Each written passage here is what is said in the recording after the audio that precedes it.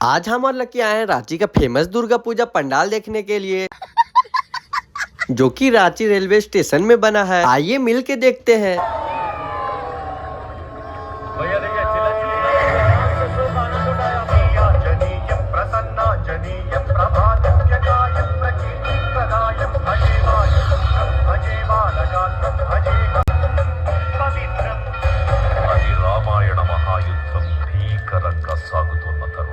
శ్రీరామచంద్రుని సారథ్యంలో వానర సైన్యంతో విజృంభిస్తూ లక్ష్మణ స్వామి తనతో పోరాటం చేస్తున్న రావణుడి కుమారుడు ఇంద్రజిత్ తలని బాణంతో ఒక్క వేటుతో వేరు చేశాడు.